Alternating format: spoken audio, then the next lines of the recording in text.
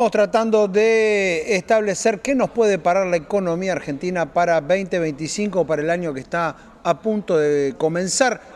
Vamos a estar ahora hablando con el economista Fausto Espotorno, que ya está en línea y tiene la gentileza de atendernos. ¿Qué tal, Fausto? Buen día, ¿cómo estás? ¿Qué tal? Buen día, ¿cómo les va?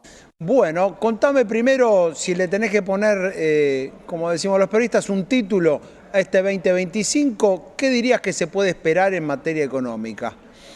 Mira, a nivel macroeconómico, creo que vamos a ver una mejora en todos los indicadores. Ujú. Me parece que todas las modificaciones y cambios que se ha hecho en la economía a nivel macro en 2024 van a empezar a dar resultados. Algunos ya los están dando, como el tema de la inflación. Así que me imagino que vamos a ver un año con menos inflación, bastante menos inflación eh, en términos anuales. Ujú. Obviamente el 2024 va a terminar con 118, 119% de inflación y el 2025 va a terminar como mucho con 30% de inflación, ¿no? Ujú. Creemos que incluso puede estar debajo de eso. Eh, Y en eh, materia de me- crecimiento, ¿qué crees que puede pasar? y ¿Tenés un número crecimiento también va a también? ser mejor. Sí, crecimiento vamos a estar hablando de un número más cercano al 4%, Ujú.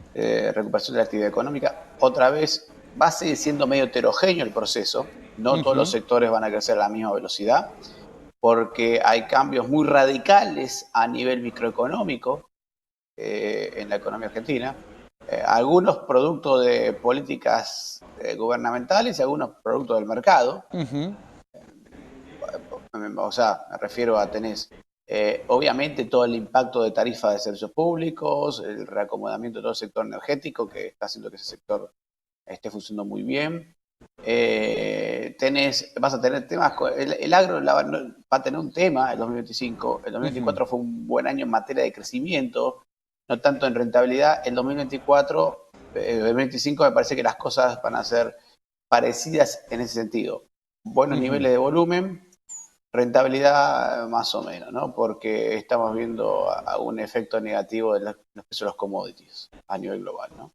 Bien, con lo cual Eh, los sectores más beneficiados, el campo no va a estar, digamos, entre los sectores de mejor desempeño, que fue uno de los que, sobre todo en la primera parte del año, sostuvo la actividad.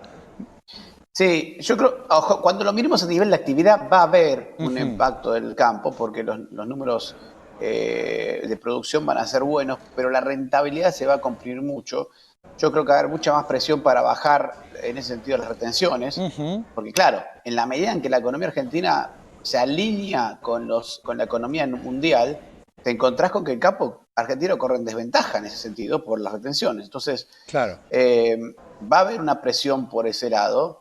Yo creo que el gobierno tiene, por ahí, tiene un espacio para bajar, aunque sea, no sé si de eliminar, pero bajar las retenciones, pero sí va a haber una presión muy grande por ese lado, porque obviamente a medida que Argentina se vuelve más costosa en dólares Ujú. eh, las commodities empiezan a bajar, bueno, la presión para bajar las retenciones va a ser grande, porque la rentabilidad, se van a llevar casi toda la rentabilidad por ese lado. Ujú. Y después creo que el comercio va a empezar a recuperarse con un poquito, o sea, hasta ahora lo que hemos visto es que el comercio minorista todavía estaba muy lento, pero ya estamos viendo algunos números positivos en ese sentido, y ese va a empezar a mostrar señales de recuperación en la Ujú. medida en que los salarios empiecen a mejorar. Están mejorando, pero bueno, continúe con su mejoría. Si hay actividad económica, también podemos prever una mejora en el empleo.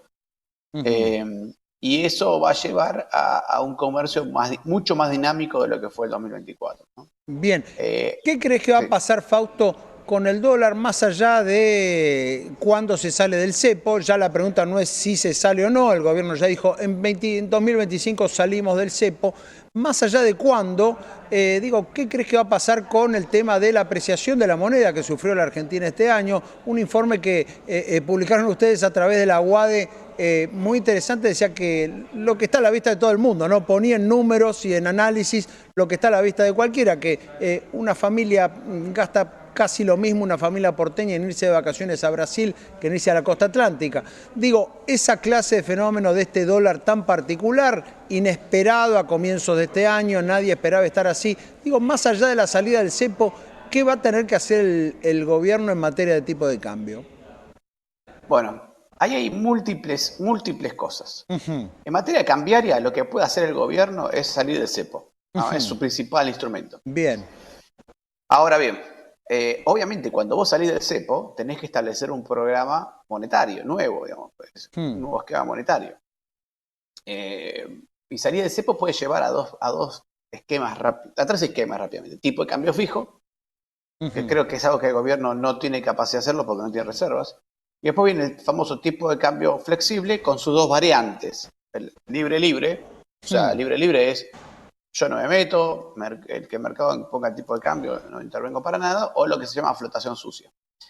Yo me imagino que el gobierno va a ir por una flotación sucia, por lo Ujú. menos al inicio. Está Bien, claro que idealmente a la larga lo mejor es una flotación libre, como tiene Brasil, claro. etcétera. Pero, claro, pero todavía estás como aprender a caminar, ¿no? Para poder correr Ujú. tenés Bien. que primero aprender a gatear y a caminar. Nosotros Pero te vamos a salir imaginás, gateando. una vez que salgamos del cepo, Fausto, te imaginás un esquema como el de Macri en 2016, como el de Macri Sturzenegger allá por 2016-17.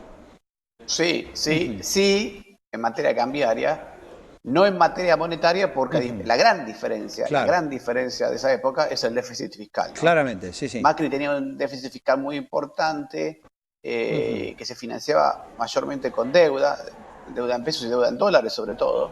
Eso implicaba un ingreso de capitales o de dólares muy grande a la economía, lo cual forzaba al Banco Central a tener que estar emitiendo pesos de forma continua para comprar esos Ujú. dólares, o Levax en ese momento, ¿no? Ujú.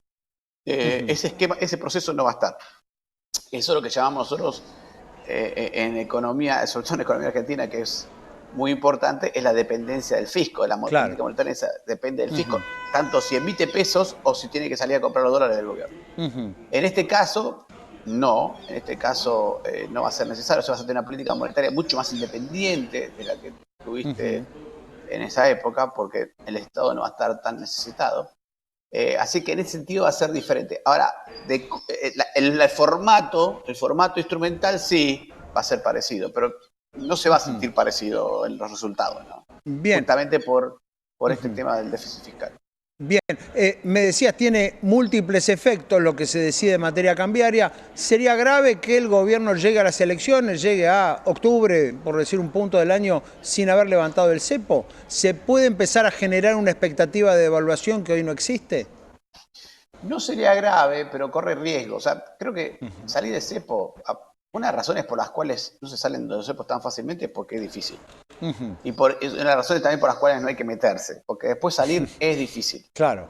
Eh, y salir es difícil por esto, porque si salís demasiado temprano, che, no tengo reserva, se me puede complicar la cosa. Si salís demasiado tarde, el mercado puede empezar a pensar Ujú. que no va a salir nunca o empieza a especular con otra cosa.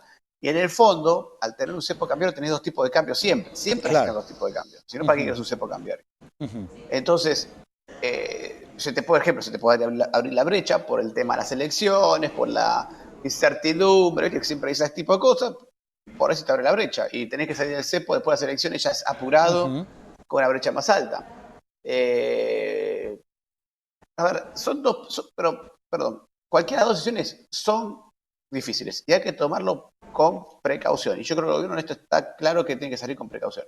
Ahora, Ujú. también hay que aclarar al gobierno que hay que salir del cepo. Es más Bien. importante para mí, es más dañino no salir del cepo que salir del cepo aunque tengas alguna volatilidad al momento de Ujú. salir porque pasaron cosas, ¿no? Ujú. Ese riesgo, vos no podés seguir ganando competitividad devaluando. Ese Claro. camino no lleva a nada. Ujú. De hecho, eh, es más, crecieron más las exportaciones durante la década del 90 con tipo de cambio apreciado, Sí. pero libre mercado, que en los Ujú. 2000 con tipo de cambio devaluado y control de cambios. Entonces, Ujú. fíjate vos que no, no necesariamente ganás competitividad devaluando. Ujú. Eh, entonces, lo que digo es, Argentina sí tiene, hay un punto importante que es lo siguiente, son los costos. Argentina tiene que mirar los costos en dólares de la economía. Y Ujú. yo no sé, sinceramente, a esta altura del partido, cuánto del cepo genera costos altos en dólares. No lo sé yo, no Ujú. lo sabe nadie, o sea, Claro. en general. O sea, por el hecho de tener restricciones para importar bienes, para importar servicios, por pagar, cobrar. Cualquiera acá vende un servicio al exterior, aunque sea un servicio de programador, sabe el lío, lo que implica traer los dólares, que comprar una cosa, comisiones. Entonces, posiblemente, por no salir del cepo, estemos generando costos ocultos de operaciones en la economía argentina. Y eso también te hace perder competitividad. Entonces, hay que ver si salir del cepo efectivamente te genera algún problema. Para mí, por ahí salir del cepo te va a generar una ganancia en competitividad, solamente por lado de los costos. Por más que el tipo de cambio no se mueva, ¿no? Claro. Ahora, por último, quiero llegar a este punto que es muy interesante. Digo, más allá de estas decisiones macro, más allá de lo estrictamente monetario, cambiario, etcétera, siempre están las famosas reformas de fondo. ¿Qué viste este año en las que son las reformas llamadas estructurales? Hablamos de reforma laboral, impositiva, previsional. ¿Qué viste en este 2024 y qué esperás para este 2025? ¿Cuánto hubo de reforma que realmente tuvo efectos concretos y cuánto de cosmética? Mira, no, hubo bastantes reformas. La ley base fue bastante importante. Lo que pasa es que, por ejemplo, hay cosas que se están eliminando recién ahora que son mucho más importantes que todas esas, ¿no? Ya te digo, el impuesto país y el cepo cambiario son restricciones mucho más grandes que todas esas, lo mismo que el resultado fiscal, el equilibrio fiscal, ¿no? O sea, bajar la inflación, salir del impuesto país, ese tipo de cosas generan mucho más beneficios mucho más veloces que todas las pequeñas reformas que estuvo haciendo el gobierno, que van a tener impacto de a poquito. Y ya empezamos a ver el tema de las importaciones, pequeñas cosas, compras internacionales. Eso va a generar mayor competencia en el mercado local y mejor bienestar en muchas cosas, ¿no? Pero se van a ir viendo de a poco.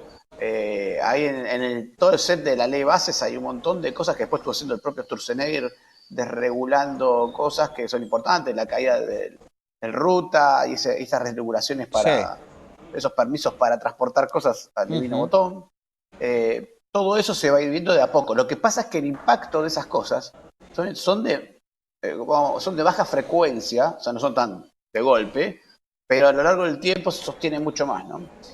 Y para el 2025 queda mucho más en materia de reforma laboral, claramente. En materia de reforma impositiva, creo que ahí hay una idea del gobierno de bajar la cantidad de impuestos y me parece un gran avance ese, porque por más, está bien, probablemente queden algunos impuestos vivos que los odiamos, como ingresos brutos, pero lo cierto es que tenemos una cantidad de impuestos a nivel nacional, provincial y municipal irrelevantes en materia recaudatoria, o prácticamente irrelevantes, pero que hacen a la burocracia impositiva argentina. Y que no dejan de transformarse en un costo también, ¿no? Digo, la burocracia cuesta dinero.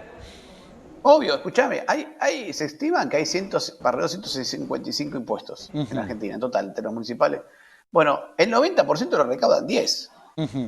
Claro. Entonces hay 145 que son para molestar, nomás, por decirlo, iba a ser otra palabra, ¿no? Para molestar. Entonces, esos 145 impuestos, probablemente es más costoso el tiempo que te lleva esos impuestos que los impuestos en sí mismos. Muy bien, Fausto. Ojo, en Argentina, perdón. Sí, por favor. En Argentina solamente si uno quisiera hacerse los impuestos uno mismo, tendría que trabajar todos los sábados a la mañana hasta el mediodía solamente en llenar formularios para pagar impuestos. No, está claro. Lo tedioso. Eso sale del informe del Banco Mundial, ¿no? Entonces, te das cuenta del peso regulatorio que tienen los impuestos. Más allá del pagarlos, también tiene un costo en tiempo de hacerlo. No, por supuesto, y esto cualquier emprendedor o cualquier pyme lo sabe muy bien. Fausto, muchísimas gracias por este análisis, te deseamos un gran 2025. Igualmente a todos ustedes, hasta luego. Fausto Espotorno allí con las previsiones para este año económico a punto de comenzar. Cerramos este segmento horario aquí en Canal E, como siempre.